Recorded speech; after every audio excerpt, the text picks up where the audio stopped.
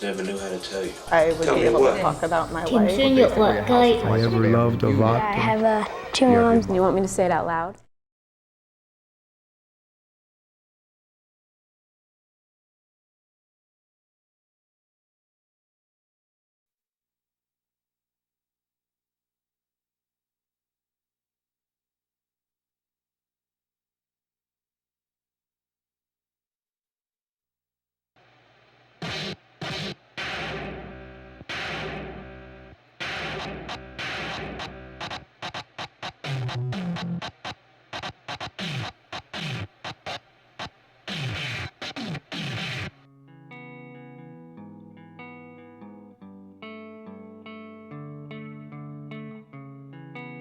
I knew she'd be late.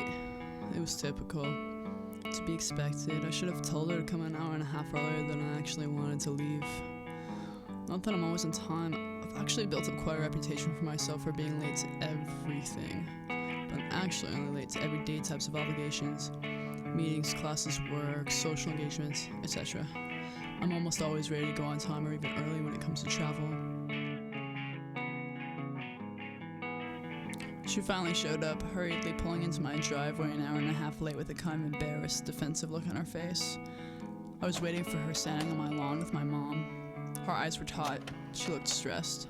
Without much of a greeting, let alone an apology, she jumped out of her car, packed to the brim with her belongings, grabbed my bags, and began to stuff them in. I was starting to feel pretty indignant at this point. Aaron, I've been waiting here for like 2 hours. God damn it, Tess, I've been packing my car for 6 hours. I'm sorry if you get sick for 1 extra second while I pack up my life, but this is a big deal. My shit wouldn't fit in, blah, blah, blah, blah, blah. She snapped back so quickly and harshly it left me with little want to pursue the matter further. Well, whatever, brat. I trailed off. My mom had conveniently ducked out in time to avoid the messy details of this early morning first step of a seminal life experience. She probably went back inside to finish her omelet and cappuccino. Aaron and I were moving from the area we grew up in North Carolina to Massachusetts that morning. It was late May, 9:30 a.m. We were sleep-deprived and grumpy. It was humid out. We were 18 and 20 years old. Best friends. We were moving away from home for the first time. We wouldn't admit it, but we were pretty anxious about the whole venture. There were several reasons I had decided to move to the town my school was located in. I had some friends living in the area. I just started a really cool band. I was really crushed on this girl that worked at a local coffee shop. Things like that. A few weeks prior, during the end of semester, I was frantically looking for local housing. Most of the ads were obviously not what I was looking for. Middle-aged couple looking for a third housemate to live out in the middle of fucking nowhere for $800 a month's rent. Hippie-ass co-op wants you to play the didgeridoo during our jam sessions. You can crash on our couch if you smoke us up. Creepy late 30s guy wants chicks, hot, young chicks, to come live in my house and play naked parcheesi in exchange for rent.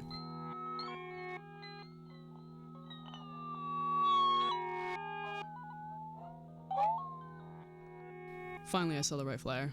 It said, punk rock house looking for roommates, pretty cheap, good location, close to town, nice kids, pear tree. So I called. I got it set up. That's where we were headed.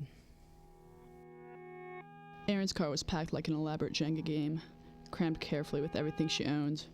It was amazing that we fit all of our things in. I quickly realized that because of the sheer amount of stuff crammed into her car, when I was seated shotgun I would be uncomfortably spooning the dashboard. I was not very happy about this. In fact, I started to raise a fuss and began to try to repack her car. Tess, she said, holding back hyperventilation. I've been packing this thing since dawn. I know for a fact there's no way in hell this stuff is gonna fit any better. I backed off. As soon as we said goodbye to my parents, we hit the road, not speaking to each other. We were both pouting over how little sleep we had gotten, the things said, what a pain in the ass this all was, and how it scared the shit out of us. Although we were best friends and had had our typical best friend spats, we didn't usually fight. It was a bad combination of lack of sleep and anxiety about the move and the drive. We had a 13-hour drive ahead of us. Not even out of town, we stopped at a gas station to check the tire's air pressure. I don't know what actually happened to break the limiting silence between us, but we exploded. Bitch, fucking you die! Would you wish I'd rather asshole shit piece of fucking shit, you fucking bitch! I slammed the car door and stormed away for a second. We both took a big, strange, heavy breath and bitterly agreed to try to relax and be civil for the next 12 hours and 45 minutes.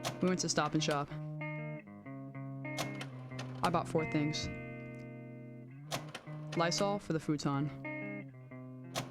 Febreze, also for the futon. Count Chocula, and soy milk. On our way home, we got in yet another fight. Blah, blah, blah, blah.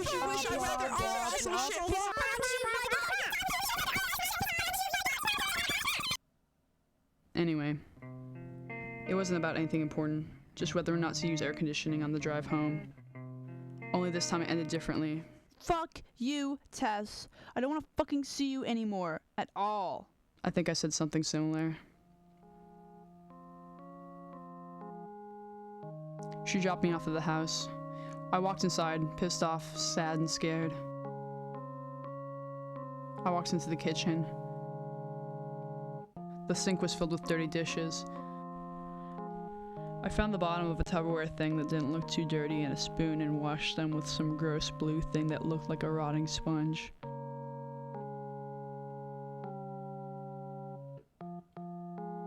Aware of every sound I was making in this gross, silent house, I cautiously tore open the box of Count Chocula. I poured some in the Tupperware thing and poured some milk on top. I chewed slowly, eyeing my surroundings. Everything seemed really screwed up. Just then the phone rang and broke my trance. Although it felt awkward, I answered it after a ring or two, thinking, yeah, I guess I do live here. It was my mom. She sounded chipper. I could hear NPR in the background. She seemed worlds away. Hey, how's everything going? How was the drive? How's Aaron? I cleared my throat. Everything's fine, Mom. Everything's okay.